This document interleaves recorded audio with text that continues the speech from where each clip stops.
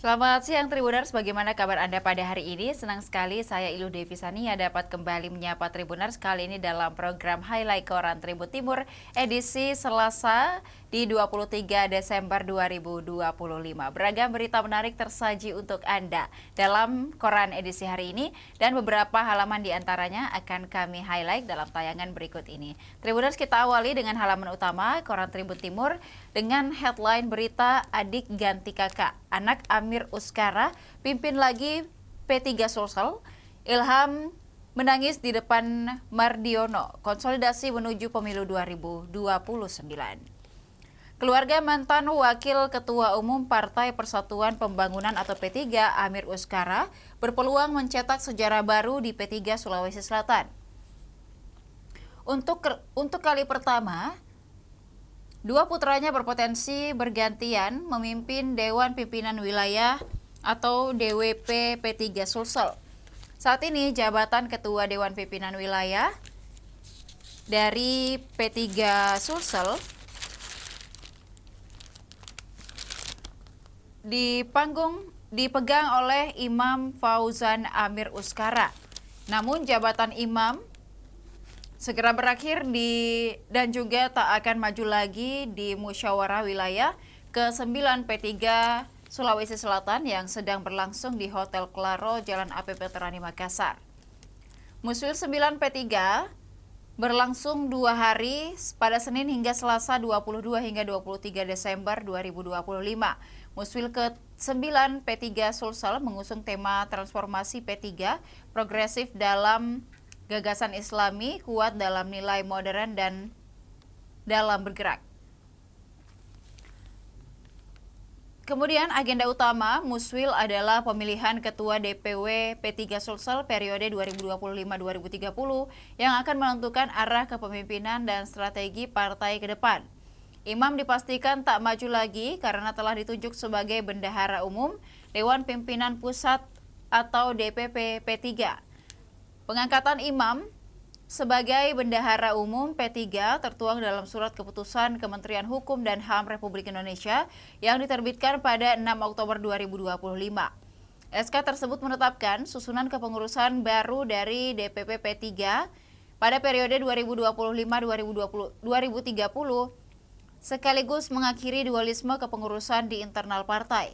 Dalam struktur baru itu, Imam Fauzi Amir Uskara tercatat sebagai Bendahara Umum P3. Seiring naiknya Imam Fauzan ke tingkat pusat, nama Ilham Ari Fauzi Amir Uskara atau adik dari Imam mencuat sebagai calon kuat Ketua DPW P3 Sulsel periode 2025-2030 hingga pembukaan musyawarah wilayah atau Muswil ke-9 DPW P3 Sulsel pada Senin 22 Desember. Ilham satu-satunya kandidat. Ilham Ari Fauzi merupakan mantan calon wakil wali kota Makassar pada periode Pilkada 2024. Ia lulusan Teknik Sipil Fakultas Teknik Universitas Indonesia. Selain berkiprah di dunia politik, Ilham juga memiliki latar belakang profesional sebagai Direktur PT Dirga Marga Sakti selama periode 2018-2021, sebuah perusahaan penyedia papan reklame di Makassar. Sejak 2022 hingga kini, Ilham mengelola Yayasan Afifah Rifa Farhana, yayasan pendidikan milik keluarga yang menaungi Sekolah Islam Arifah di Kabupaten Goa. Putra pasangan Amir Uskara dan Tenri Ajeng ini menikah dengan Batara Cahaya Karim pada Maret 2023. Kemudian Tribuners, tak ingin muswil ricuh, Ketua Umum Partai Persatuan Pembangunan Mardiono mengingatkan kepada seluruh kader bahwa menyukseskan pelaksanaan musyawarah wilayah ke-9 P3 Sulawesi Selatan secara damai, tertib dan juga tanpa konflik. Pesan tegas tersebut disampaikan Mardiono usai membuka Muswil ke-9 P3 Sulsel. Ia menekankan pentingnya menjaga iklim musyawarah yang sejuk demi masa depan partai. Saya tekankan kepada seluruh kader P3, sukseskan Muswil dengan baik, jangan ada konflik apalagi sampai ricuh. Yang kita utamakan adalah bagaimana P3 bisa sukses dan pada pemilu 2029. Menurutnya, Muswil P3 Sulsel memiliki arti strategis karena menjadi muswil perdana bagi kepengurusan wilayah pada masa kepemimpinannya sebagai pelaksana tugas Ketua Umum DPP P3. Selain itu, masa kepengurusan DPW P3 di sejumlah daerah akan segera berakhir dalam 2 hingga 3 bulan ke depan, sehingga muswil perlu dipercepat.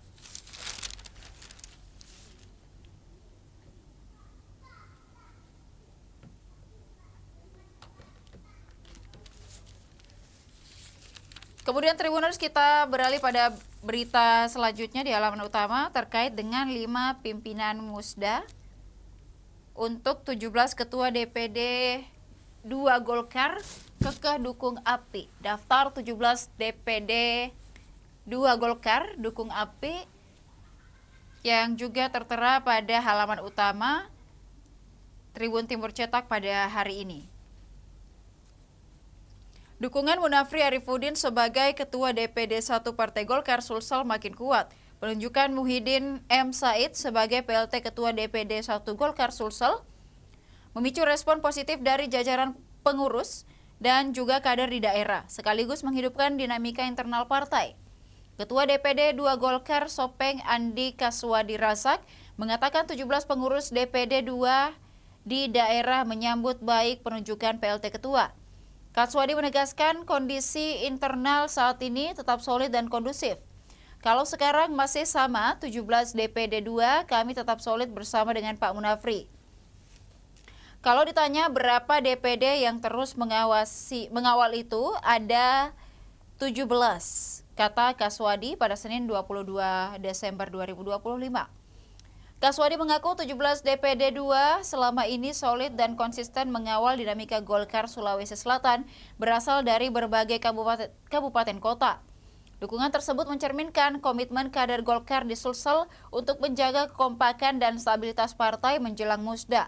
Saat ditanya mengenai dinamika dukungan figur termasuk dengan sosok Wali Kota Makassar Munafri Arifudin yang selama ini mendapat dukungan dari sejumlah DPD 2. Kaswadi menegaskan bahwa harapan terhadap figur tersebut dan juga harapan terhadap figur tertentu tetap ada.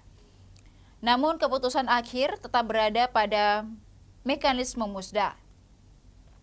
Kita semua tentu berharap Pak Wali Kota Makassar pimpin Golkar Sulsel ini dia menjadi figur, tapi semua itu nanti tergantung mekanisme yang ada, ujarnya. Kita lihat saja bagaimana prosesnya ke depan, tambah dia. Ia juga merespon penunjukan koordinator wilayah Partai Golkar untuk Sulawesi, Muhyiddin M. Said sebagai PLT menggantikan Taufan Pawe. Muhyiddin M. Said diberikan mandat oleh DPP Golkar untuk konsolidasi internal, serta mempersiapkan dan menyelenggarakan musyawarah daerah DPD 1 Golkar Sulsel. Kemudian Tribuners juga dapat melihat aturan main Musda Golkar Sulsel yang terdapat 10 poin. Yang pertama, aktif kurang lebih 5 tahun berturut-turut, kemudian pendidikan minimal S1 sederajat, memiliki kapabilitas dan akseptabilitas, kemudian juga tidak pernah terlibat G30 SPKI, lulus pendidikan dan latihan kader Partai Golkar, telah aktif menjadi pengurus sekurang-kurangnya 1 periode, memiliki prestasi, dedikasi, disiplin, loyalitas dan juga tidak tercela, dan mendapatkan persetujuan dari Ketua Umum Golkar bagi calon yang tidak memenuhi kriteria di atas. Didukung sekurang-kurangnya 30% dari pemegang hak suara dalam bentuk surat dukungan dan bersedia meluangkan waktu dan sanggup untuk bekerja sama secara kolektif dalam partai. Kemudian Tribuners, kita beralih pada halaman 3 Koran Tribun Timur dengan headline berita 18.548 hektar lahan Maros dilarang menjadi perumahan. Tompo Bulu kawasan lindung terbesar, Moncoklowe kawasan alih fungsi tinggi, dan Marusu zona industri, kemudian juga Turikale dan Mandai adalah kota satelit. Sebanyak 18.548 hektar lahan di Kabupaten Maros ditetapkan sebagai lahan pertanian pangan berkelanjutan atau LP2B. Jumlah tersebut berkurang dari awalnya 19.000 hektar dan penetapan LP2B bersifat final dan mengacu pada target dalam Rencana Pembangunan Jangka Menengah Daerah atau RPJMD, yakni 75% dari total luas baku sawah atau LBS di Maros. Hal itu disampaikan Wakil Bupati Maros Mutazim Mansur usai memimpin rapat LP2B di ruangannya pada Senin 22 Desember 2025. Awalnya diusulkan sekitar 19.000 hektar, namun setelah peninjauan lapangan turun menjadi 18 ribuan hektar. Karena ada lahan yang sudah tidak produktif, kata mantan Kepala Dinas Pekerjaan Umum, Tata Ruang, Perhubungan, dan Pertahanan atau PUTRPP ini. Lahan pertanian mengalami penurunan tersebut tersebar di beberapa kecamatan yakni Tanra Lili, Turikale, Marusu, Mojongloe, dan Mandai. Sementara itu, wilayah dengan luasan LP2B terbesar di Kabupaten Maros berada di Kecamatan Tompo Bulu. Untuk memastikan lahan LP2B tidak dialihfungsikan, pengawasannya akan terintegrasi dengan dokumen rencana detail tata ruang dan rencana tata ruang wilayah melalui sistem perizinan OSS. Melalui sistem tersebut, setiap pengajuan izin di atas lahan LP2B akan otomatis ditolak. Jika ada yang mengurus perizinan di atas lahan LP2B, sistem akan langsung menolak, pengendaliannya jauh lebih ketat. Selain pengawasan melalui sistem, juga dilakukan koordinasi dengan BPN menyusul adanya perbedaan data sebelumnya dengan keputusan Kementerian ATR BPN. Meski ditetapkan sebagai LP2B, para petani tetap memiliki hak untuk mengelola lahannya. Namun jual beli lahan tidak diperbolehkan apabila bertujuan untuk alih fungsi seperti pembangunan perumahan atau kegiatan non-pertanian lainnya.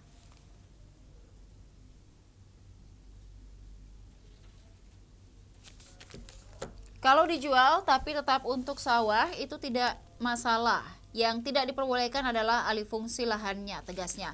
Status LP2B memiliki masa berlaku selama 20 tahun dan dapat dilakukan peninjauan kembali minimal tiap 5 tahun.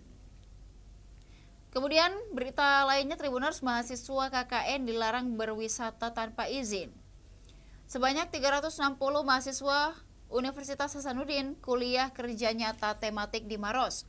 Mereka dilarang keras berwisata tanpa izin selama berada di Maros, khususnya di Kecamatan Tompo Bulu. Mahasiswa Unhas KKN mulai dari 22 Desember 2025 hingga 14 Februari 2026. Kedatangan mahasiswa KKN Unhas disambut Wakil Bupati Maros Mutazim Mansur di ruang pola kantor Bupati Maros pada Senin 22 Desember 2025. Mahasiswa mulai memadati area kantor Bupati Maros sejak pukul 10.00 WITA. Mereka membawa koper masing-masing, turun dari bus dan yang ditumpangi dari kota Makassar. Mahasiswa KKN kompak mengenakan rompi perpaduan warna merah dan hitam dengan lambang Unhas di dada sebelah kiri. Ratusan mahasiswa tersebut tersebar di 11 kecamatan dan 35 desa, kelurahan di wilayah Kabupaten Maros. Berita lainnya, Tribuners, dari halaman 3 terkait dengan Daengmanye penghijauan kantor Bupati Takalar. Bupati Takalar Muhammad Firdaus Daengmanye penghijauan area kantor Bupati Takalar. Selain itu, Daengmanye juga menyerahkan alat pelindung diri atau APD kepada petugas kebersihan di lingkungan Pemkab Takalar. Kegiatan berlangsung di sela apel gabungan di lapangan upacara kantor Bupati Takalar, Jalan Jenderal Sudirman nomor 26, Kelurahan Kalabirang, Kecamatan Patalasang pada Senin 22 Desember 2025. Aksi ini menjadi bagian dari upaya pemerintah daerah dalam memperkuat kesadaran lingkungan sekaligus meningkatkan fasilitas kerja bagi petugas kebersihan. Sebagai garda terdepan menjaga wajah daerah, apel gabungan biasanya bersifat rutin, kali ini dikemas berbeda dengan rangkaian kegiatan menyentuh aspek kebersihan dan juga pelestarian lingkungan. Usai apel, Daengmanye menanam pohon secara simbolis di area sekitar pusat pemerintahan. Hal itu sebagai wujud komitmen menjaga ruang hijau di kawasan perkantoran. Penanaman pohon untuk memperindah lingkungan sekaligus menjadi pengingat pentingnya menjaga keseimbangan alam di tengah aktivitas pemerintahan. Setelah itu, Bupati Takalar secara simbolis menyerahkan APD dan sejumlah peralatan kebersihan kepada petugas lapangan yang selama ini bertugas menjaga kebersihan fasilitas publik. Penyerahan tersebut diharapkan dapat menunjang keselamatan dan kenyamanan petugas dalam menjalankan tugas sehari-hari. Dengmanya menegaskan pemberian alat dan fasilitas harus dibarengi dengan perubahan sikap dan etos kerja yang lebih bertanggung jawab. Saya sudah bagikan alat kebersihan dan juga APD, tapi saya tidak butuh kepura-puraan. Jangan hanya pegang sapu kalau saya lewat, tapi lingkungan tetap kotor, tegas Dengmanye. Kemudian Tribuners, kita beralih pada halaman 9, Koran Tribun Timur edisi hari ini dengan headline berita gratis PT-PT Laut layani warga pulau. Pemerintah Kota Makassar hadirkan PT-PT Laut sebagai layanan transportasi laut antar pulau. PT-PT Laut ini menjadi langkah strategis memperkuat mobilitas antar pulau, memangkas kesenjangan layanan, serta membuka ruang percepatan pembangunan di wilayah yang selama ini tergolong terluar, terpencil, dan terjauh atau 3T. Ada 3 kapal yang disiapkan, 1 diantaranya adalah gratis dan siap beroperasi tahun ini. Rutenya menyusuri beberapa pulau untuk melayani kebutuhan masyarakat di Kecamatan Pulau Sangkarang, yakni Lae-Lae, Barang Cadi, dan juga Barang Lompo. Juga ke Pulau Langkai, Lanjukang, kemudian juga Lumu-Lumu dan Bone Tambu. Kepala Bidang Angkutan Umum dan Prasarana Dinas Perhubungan Makassar, Jusman, mengatakan jarak pulau-pulau tersebut sangat jauh dari daratan Makassar, sehingga peningkatan konektivitas menjadi salah satu prioritas utama. Program PT-PT Laut ini merupakan program prioritas yang merupakan juga program prioritas dari Mulia Munafri Arifuddin Aliyah Mustika Ilham dan sangat bermanfaat bagi saudara-saudara kita di pulau karena itu kapalnya sudah ada dan siap beroperasi tahun ini, kata Jusman. Dishub telah menyiapkan 1 unit kapal kayu KM Banawa Nusantara, 27 kapasitas angkut 20 hingga 25 penumpang. Kapal ini siap beroperasi dan mendukung tahap awal pelaksanaan layanan transportasi laut antar pulau. Dishub akan survei lapangan termasuk dengan teritorial dan survei jalur pelayaran untuk memastikan tidak ada hambatan teknis serta mengetahui secara pasti waktu tempuh antar pulau. Menurut Jusman, tahun ini baru 1 unit kapal yang disiapkan Pemkot yang telah menganggarkan penambahan 2 unit kapal di 2026. Kalau realisasinya sesuai rencana, totalnya ada 3 kapal. Ini tentu akan sangat membantu meningkatkan frekuensi dan jangkauan layanan ke pulau-pulau, jelasnya. Kemudian uji coba trip pertama, tahap awal Dinas Perhubungan Makassar merencanakan pelayanan ke 6 pulau dengan pembagian rute atau trip berdasarkan jarak dan kapasitas kapal. Rute pertama atau trip 1 dirancang melayani jalur pelabuhan Kayu Bangkoa, kemudian ke Pulau Lae-Lae, kemudian Pulau Kodingareng, Pulau Barang Cadi, kemudian juga Pulau Barang Lompo, kemudian kembali ke Makassar melalui jalur yang sama. Trip pertama ini menjadi fokus uji pada tahap awal karena jaraknya relatif dekat dan sesuai dengan kapasitas kapal. Rute ini direncanakan dapat beroperasi setiap hari, kata Kepala Bidang Angkutan Umum dan Prasarana Dinas Perhubungan.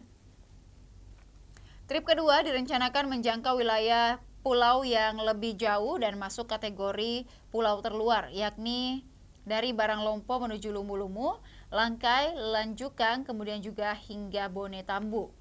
Namun tahap awal KM Banawa Nusantara 27 fokus pada trip 1 sambil menunggu hasil kajian lanjutan terkait dengan kondisi jalur, waktu tempuh, serta faktor keselamatan pelayaran. Untuk jadwal dan jam operasional saat ini masih dalam tahap pengkajian.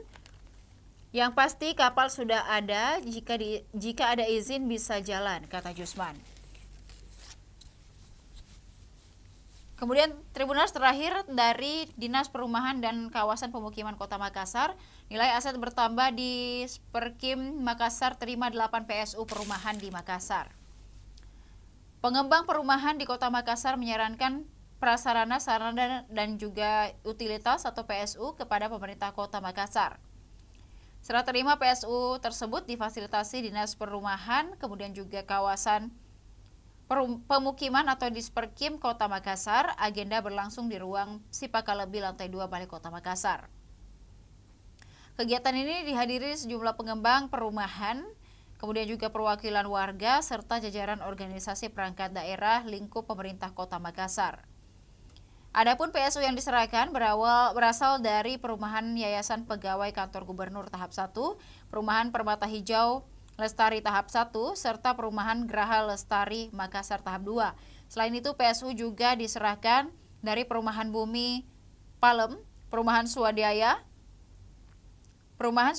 M, kemudian juga Perumahan Azara Greenland dan juga Perumahan BTN Pacerakang Permai, serta Perumahan Taman Yasmin Indah. Dan Tribuners, masih ada beragam berita menarik tersaji untuk Anda dalam Tribun Timur Cetak edisi hari ini. Jangan lupa juga untuk saksikan berita dan program menarik lainnya hanya di kanal YouTube dan Facebook Tribun Timur. Bagi Tribuners yang tertarik untuk membaca secara keseluruhan, dapatkan koran Tribun Timur di agen terdekat. Dan untuk berlangganan 1 bulan Rp80.000 dan juga 1 tahun Rp1.000.000, Tribuners dapat menghubungi hotline subscriber di bawah ini dengan nomor 0411811500 ataupun juga SMS dan WhatsApp ke Tribun Family Card di nomor 081141355555. Demikian highlight koran Tribun Timur edisi hari ini. Jangan lupa juga saksikan beragam berita menarik lainnya hanya di kanal YouTube dan Facebook Tribun Timur, mata lokal menjangkau Indonesia. Saya Ilu Devi Sandia beserta seluruh kerabat kerja pamit undur diri. Terima kasih dan sampai jumpa.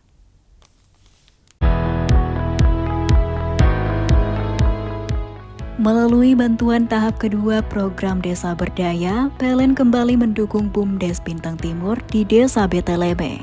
Gerobak listrik, tenan booth, serta pelatihan usaha mendorong warga lebih percaya diri mengembangkan UMK lokal. Langkah ini menjadi wujud nyata PLN untuk rakyat dalam memperkuat kemandirian ekonomi dan membuka peluang baru bagi masyarakat. PLN Unit Pelaksana Proyek Sulawesi Tengah memberikan edukasi kelistrikan kepada siswa SMK Negeri 3 Palu melalui program PLN Goes to School. Kegiatan ini membuka wawasan para pelajar tentang dunia energi dan peran strategis PLN. Inisiatif tersebut menjadi wujud kepedulian PLN untuk rakyat dalam memberikan motivasi, membangun generasi muda yang berwawasan luas.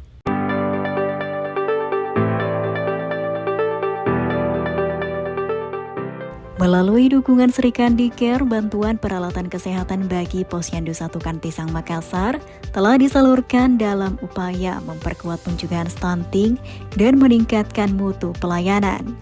Puluhan warga dari anak-anak hingga lansia kini merasakan manfaat dari komitmen PLN untuk rakyat dalam mendukung kesehatan masyarakat. PT PLN Persero Unit Induk Pembangunan Sulawesi memberikan bantuan berupa penanaman pohon di hutan Hulawa sebagai langkah nyata menjaga kelestarian alam. Kawasan yang dulu gersang kini mulai kembali hidup melalui kolaborasi PLN, pemerintah daerah, dan masyarakat. Inisiatif ini menjadi wujud nyata kontribusi PLN untuk rakyat guna mewariskan lingkungan yang lebih baik bagi generasi mendatang. Download Tribun X sekarang. Menghadirkan lokal menjadi Indonesia.